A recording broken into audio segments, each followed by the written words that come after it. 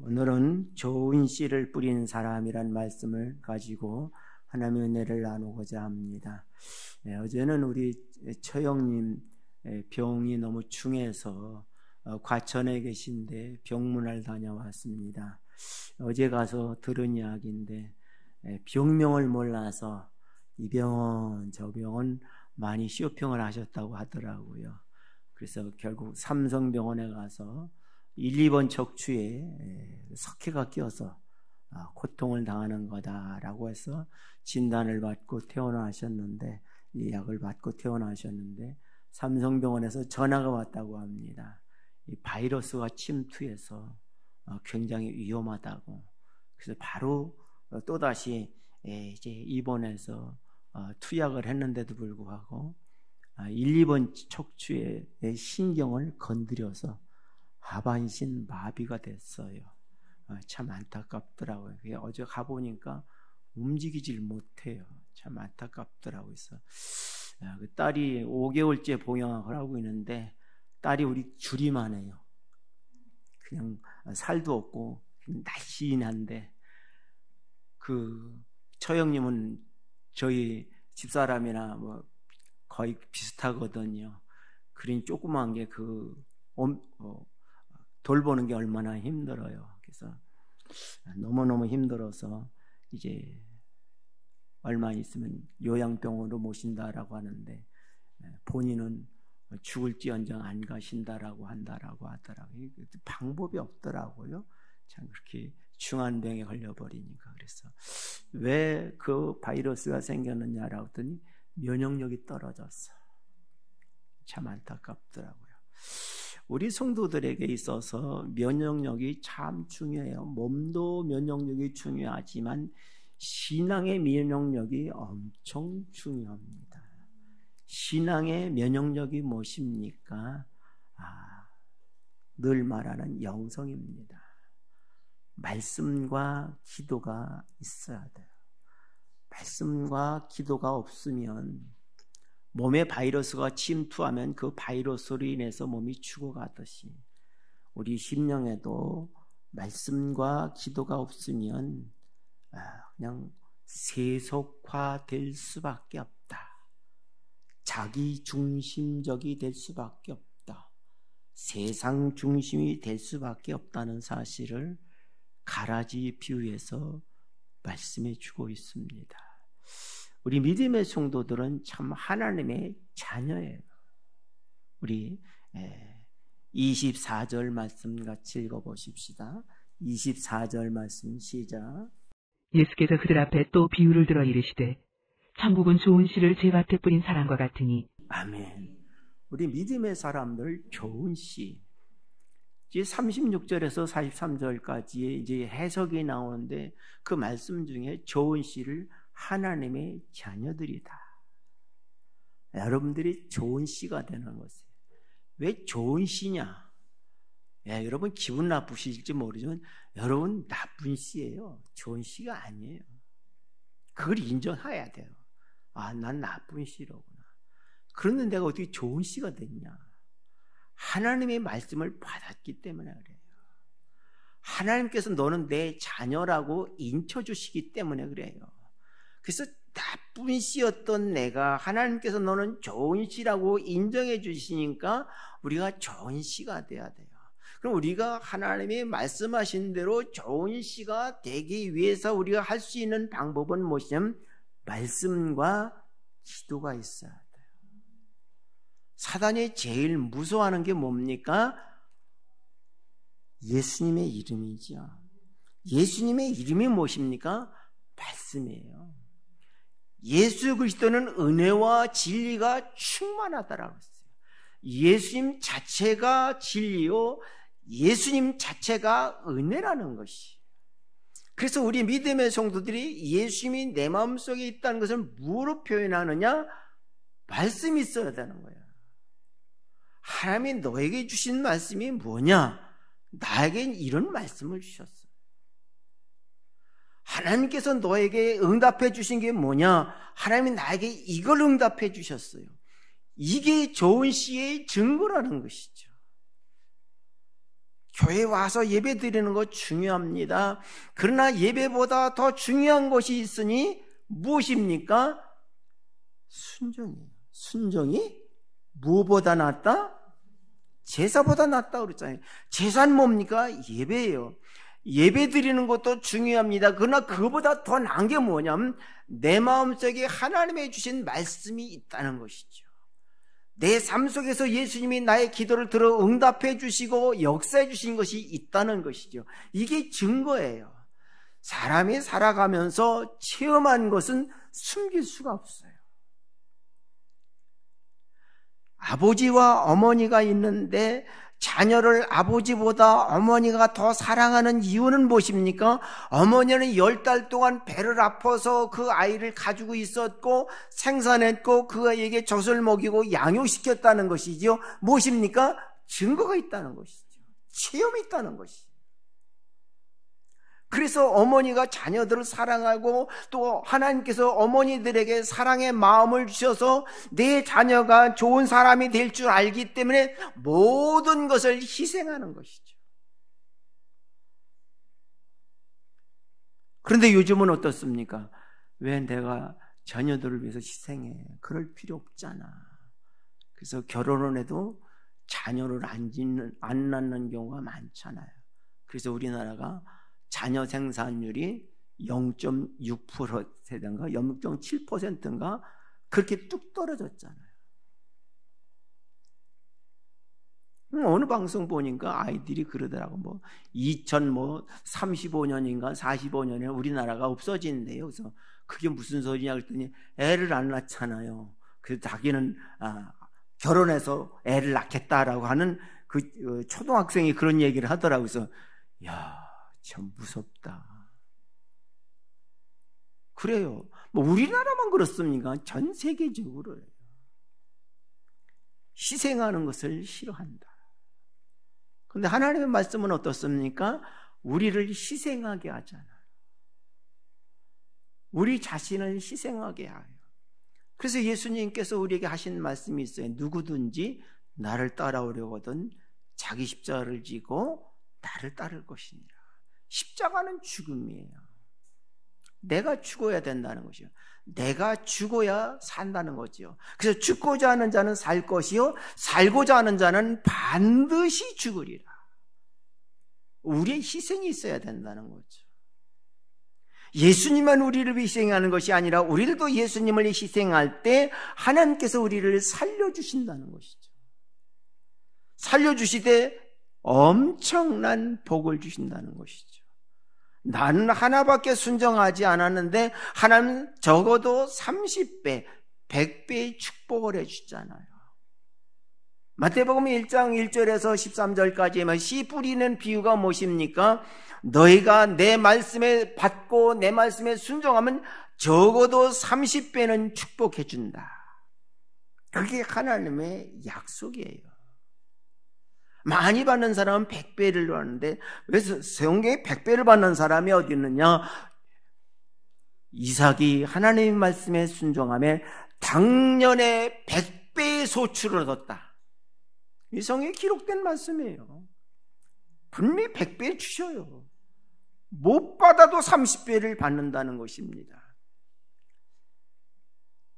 어제는 이제 구두 하도 더러워서 구두를 닦으러 여기 구 닦는 곳에 갔더니 그 아저씨가 주식을 굉장히 좋아하시는 분인가 봐요.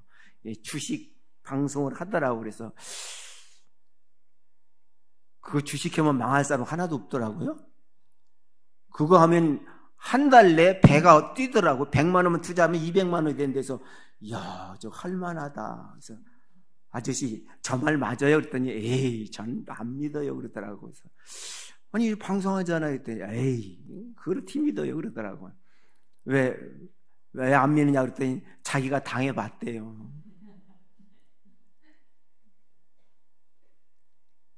왜 그렇습니까? 세상엔 가라지 천지예요.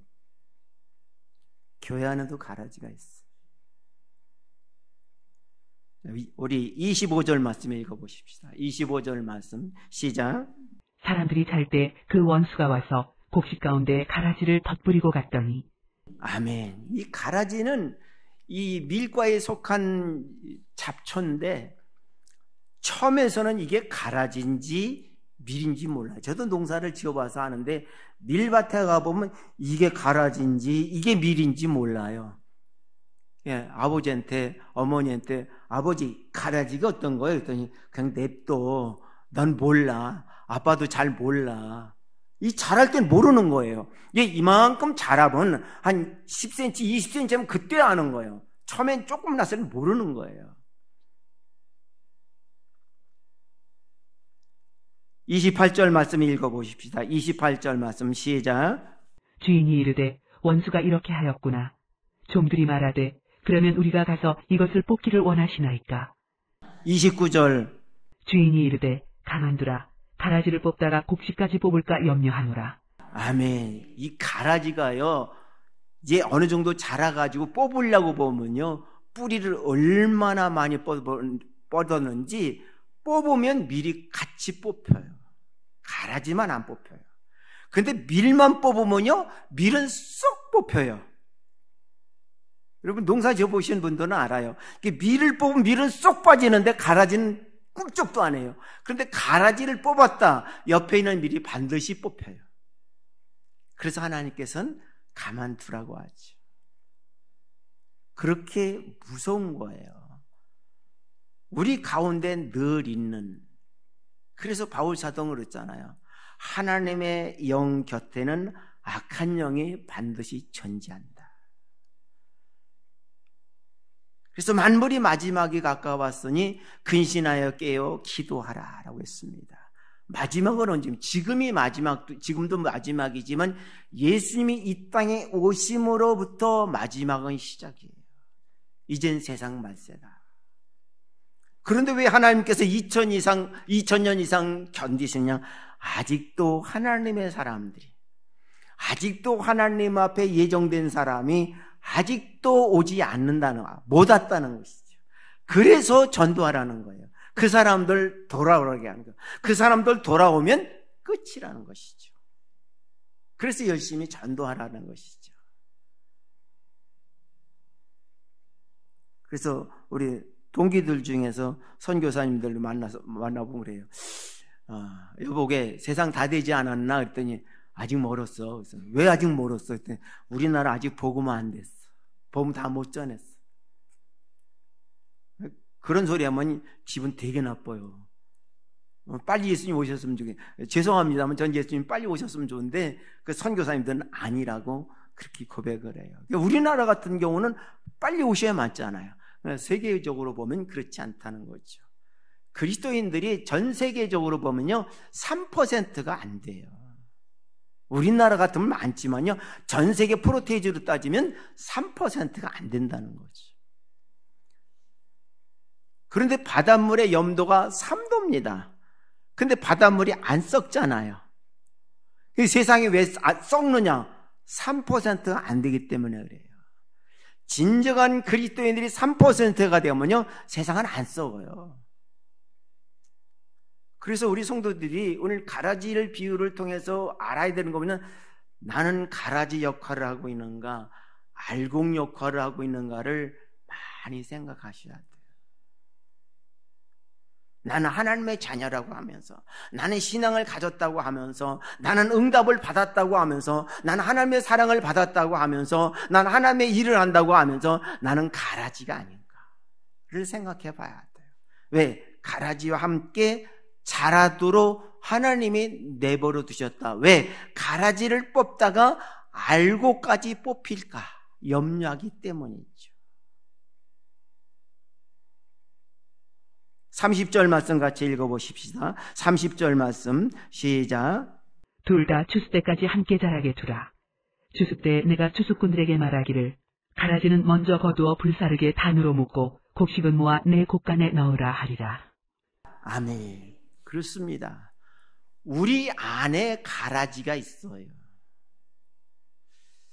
사실은 제가 목회를 싫어한 이유가 뭐냐 물으면 난 가난이 싫어서 목회 안 하려고 그랬던 거예요. 제 시대 때 목회자들은 굉장히 가난했어요. 사실 우리 집에서부터 개척 시작했어요. 시골에서. 그렇기 때문에 목회자가 어떻게 살아야 되며 어떤 것을 너무나도 잘하는 것이에요. 그래서 제가 늘 쉽게 그때 당시에 엿장수가 될지언정 목사는 안 된다. 그 당시 역장은 가장 천한 직업이거든요. 내가 엿장수가 될지언정 목사는 안 한다. 왜? 가난이 싫으니까. 여러분, 내가 굶는 건 좋은데 자식 굶는 거 한 건 보세요. 미칩니다. 내 자녀들을 굶기는 거예요. 굶길 수밖에 없는데 먹을 게 없으니까. 그래서 그 당시에 목회를 하면서 얼마나, 구로동에서 목회하면서 얼마나 고통스러운지, 아이들을 큰 집에 보냈더니 아들은 그냥 잘 따라가는데 둘째도 잘 따라가가지고 이 둘째가 엄마 보고 싶다고 울어가지고 그 밤에 왔어요. 그래서 하도 화가 나서 애를 때렸어요. 가서 밥 좀 먹으라고 보낸 건데 얼마나 안타까운지. 제가 그게 싫어서 안 하려고 그러는데 지금까지 내려와서 왜 하나님 나를 굶겼을까? 저는 굶어본 적이 없어요. 우리 집이 살만했기 때문에 밥은 안 굶었어요. 그래도 그 궁하게 살질 않았어요. 시골이지만. 그런데 굶기는 이유가 무엇일까? 내가 교만했기 때문에 그래요. 아, 그렇구나. 하나님은 나의 교만을 꺾기 위해서 굶기는 거예요. 우리 형님들이 뭐 안수집 사고 권 사고 그런데 쌀 한 톨 안 줘요. 그래서 형제들을 참 많이 원망했어요. 그런데 하나님께서 우리 형제들의 마음을 돌이키셔서 돕지 못하도록 만드는 거예요. 나중에 끝난 다음에 내가 이렇게 굶었어요 라고 하니까 왜 그때 얘기하지 않았느냐, 이게 이렇게 올라오더라고요. 그냥 일반인 같으면 그냥 한방 했으면 좋겠더라고요. 얼마나 열이 올라오는지. 근데 하나님께서 그렇게 외면시키고 주변 다 외면시키더라고요.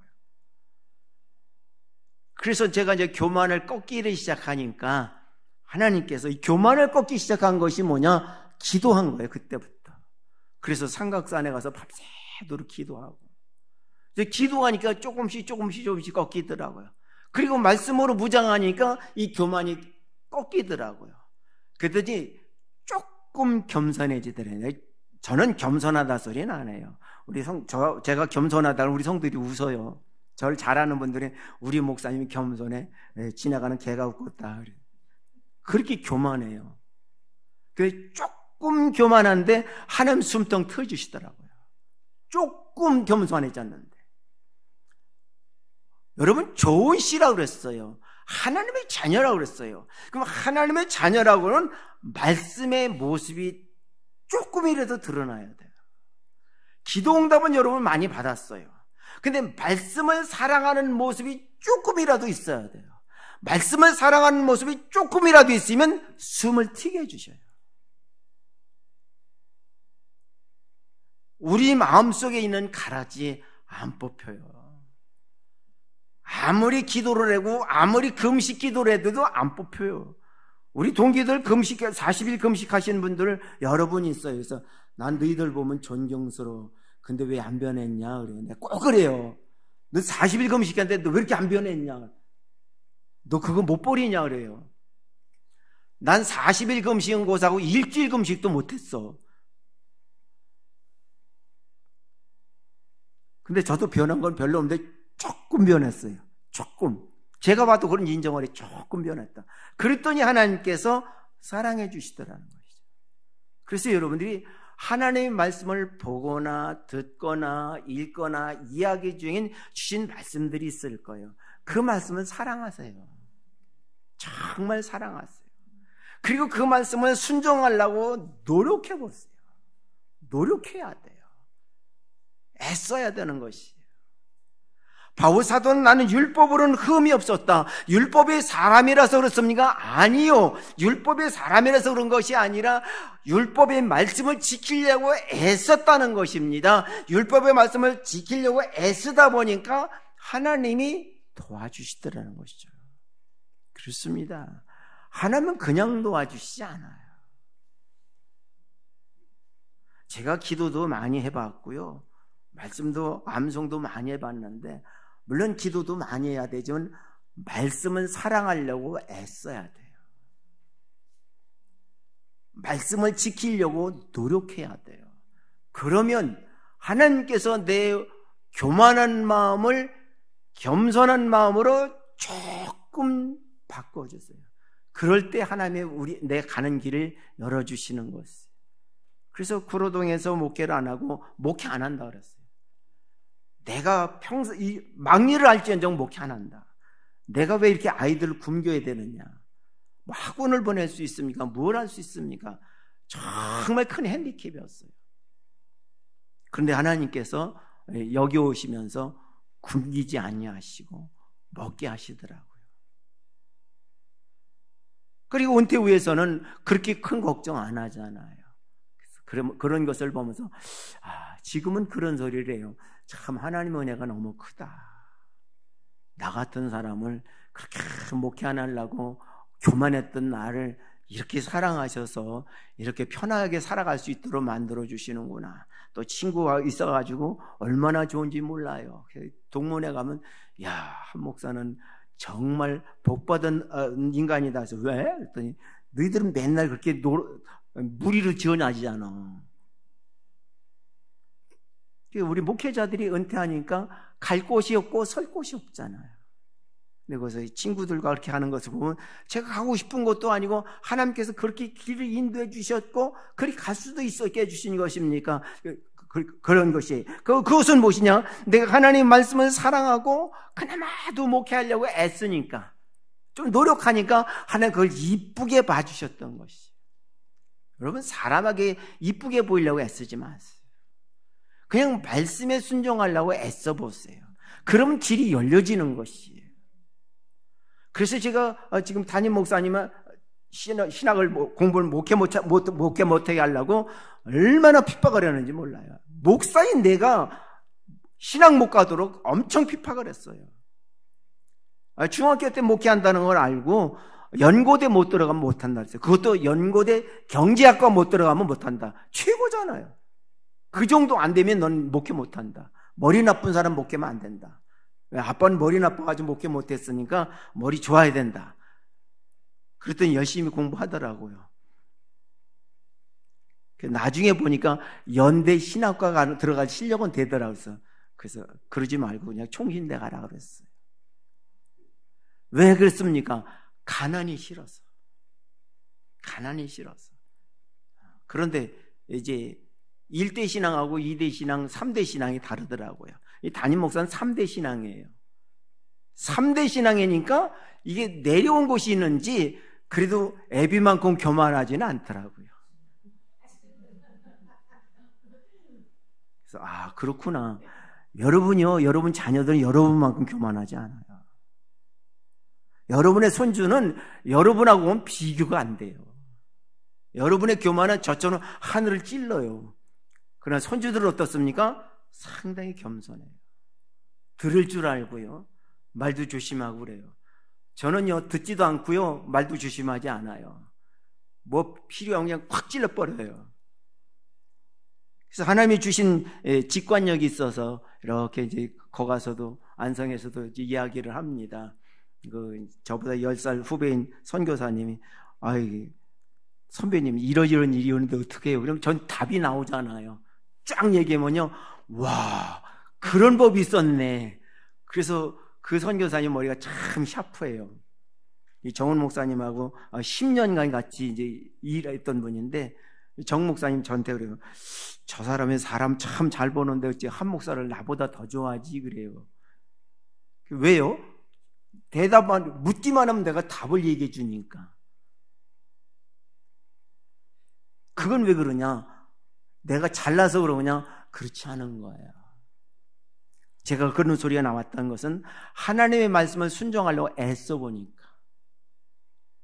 지금도 성경은 계속 써요.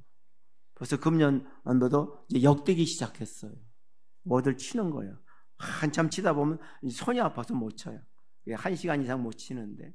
그렇게 쓰다 보니까 이제 4번째 치니까, 참 많이 깨달아져요, 지금 와서도. 그래서 나도 이렇게 성경을 많이 안 봤지. 참 목사가 되면서도 목사가 성경 안 본 데든 진짜 그 말 맞네. 성경 못 봤네. 여러분, 성경 많이 읽으세요.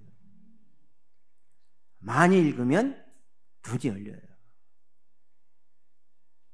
여러분의 눈이 소경이 돼서는 안 돼요.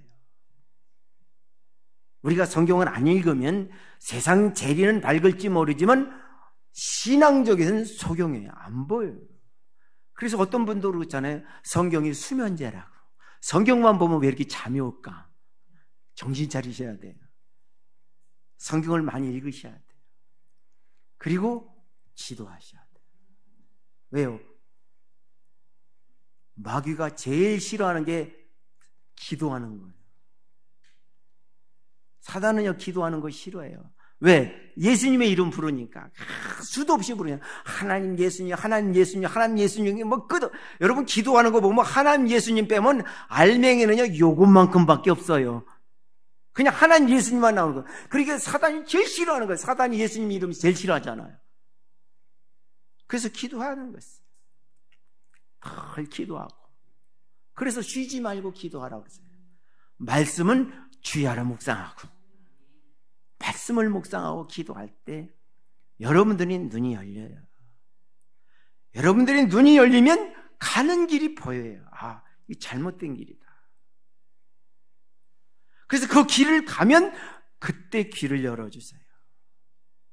길을 가지 않으면 귀가 안 열려요. 귀를 열어달라고 하는데, 아니 그 길 가지도 않으면서 하나님 열어줄 거 아니요. 하나님의 말씀에 순종하려고 애쓰는 그 모습이 될 때 귀를 열어주시는 거예요. 귀는 무엇입니까? 깨닫는 거예요. 아, 이거였구나. 아, 이거였구나. 아, 이거였구나. 아, 이거였구나. 하나님이 여기까지 인도하시는 게 임마누엘의 하나님이라는 것을 가는 곳마다 현장에서 듣게 해주신다는 것이죠. 그래서 눈이 열리고 귀가 열리면 어떻습니까? 그야말로 형통하는 것이죠. 그래서 바울 사도가 말씀을 그렇게 많이 봤으니까 어떻습니까? 눈이 열리는 거예요. 그리고 그 말씀에 순종하려고 하니까 어떻습니까? 귀가 열리는 거예요. 눈과 귀가 열리니까 어떻습니까? 바른 길을 갈 수밖에 없어요. 그런데 우리의 눈이 닫혀지고 귀가 닫혀지면 자기 주관이죠. 세상 풍습대로 살아가는 것이죠. 우리는 이걸 막을 수가 없어요. 말리지도 못해요. 말려서도 안 돼요. 그럼 그걸 말릴 수 있는 것은 무엇이냐? 여러분들이 말씀과 기도로 무장하는 이거밖에 없어요.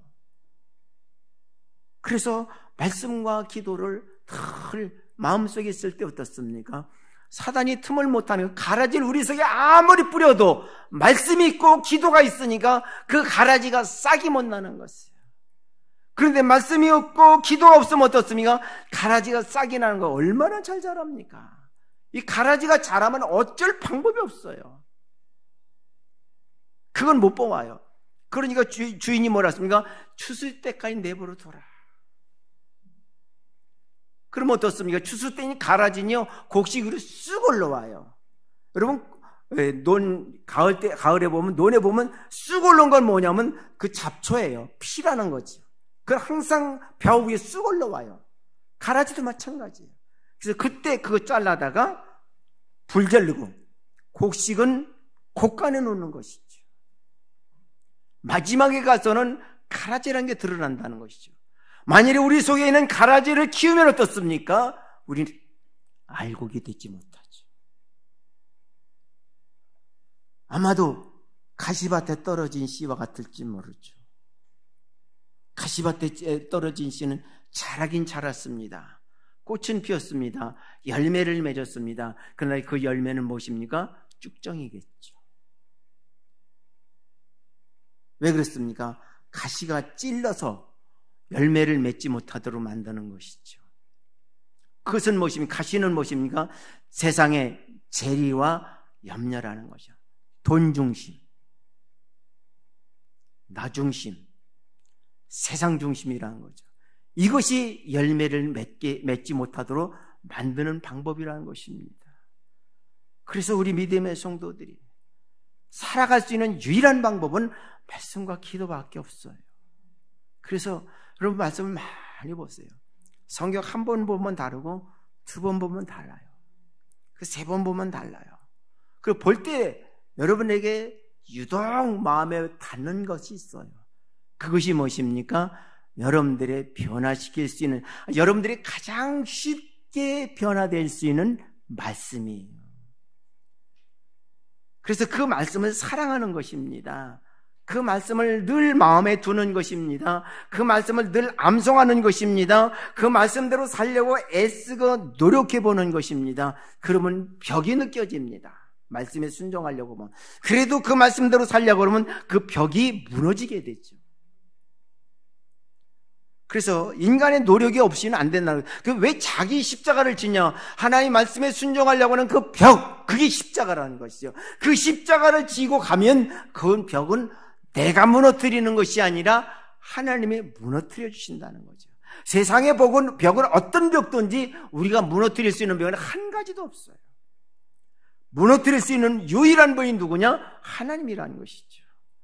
말씀에 순종하는 사람에게 이 벽을 무너뜨리는가 동시에 우리의 가는 길을 평탄한 길로 인도해 주시는 것이. 그래서 하나님께서 이스라엘 백성들에게 너희는 가나안 땅에 들어간 걸 두려워하지 마라.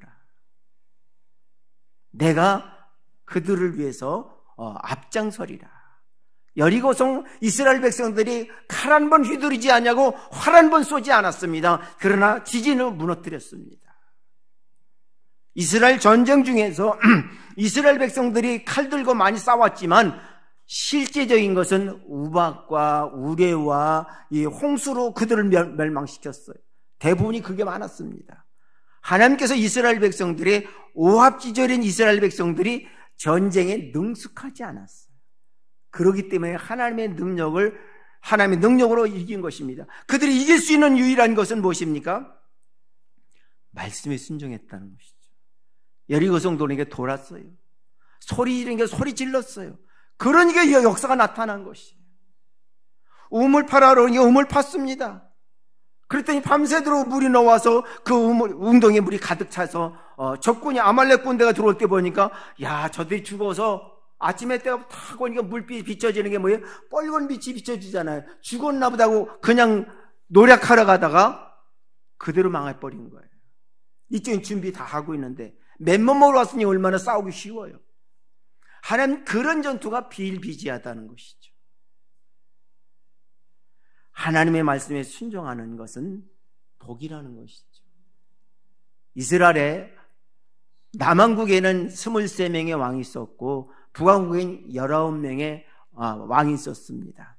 그런데 하나님 앞에 정직하게 했던 것은 10명밖에 없어요. 30명이 넘는 왕이 있었는데 10명, 3분의 1밖에 안 돼요. 그런데 그들이 자순종했냐? 아니요. 그 순종한 왕은 반드시 붙는 친구가 있어요. 다윗과 같이 정직하게 행했더라. 그럼 다윗과 정직하게 했느냐? 다윗은 우리 아내의 취한 일 외에는 거의 범죄가 없어요. 근데 그 외의 왕들은 그거 이상 훨씬 많아요.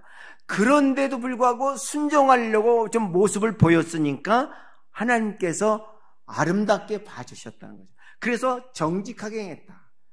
내가 봐도 그렇게 정직하지 않은데 정직하게 했다고 그래요.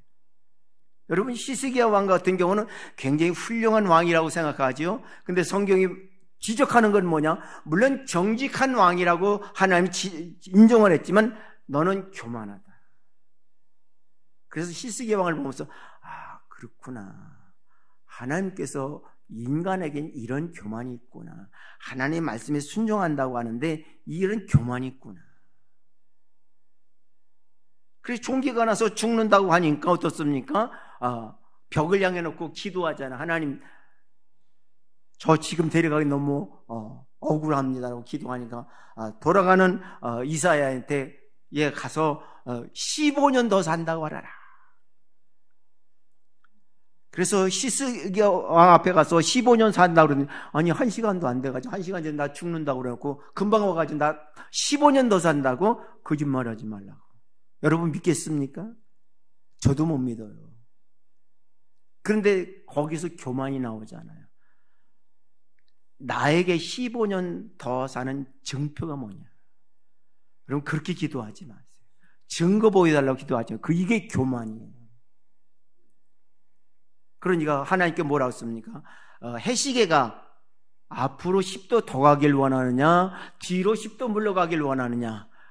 이 교만한 왕이 뭐라고 했습니까? 10도 앞으로 가긴 쉽고 10도 뒤로 물러가는 건 어려우니까 10도 뒤로 물러가겠죠. 얼마나 교만했습니까? 그렇게 우리가 보기에 선한 왕인 것 같고 훌륭한 왕인 것 같은데 교만하다는 거 하나님이 인정하더라. 이게 교만한 거로구나. 그래서 그걸 보면서 나도 엄청 교만했구나. 그래서 그렇게 굶게 만들었구나. 지금은 집사람하고 이야기하면 그래.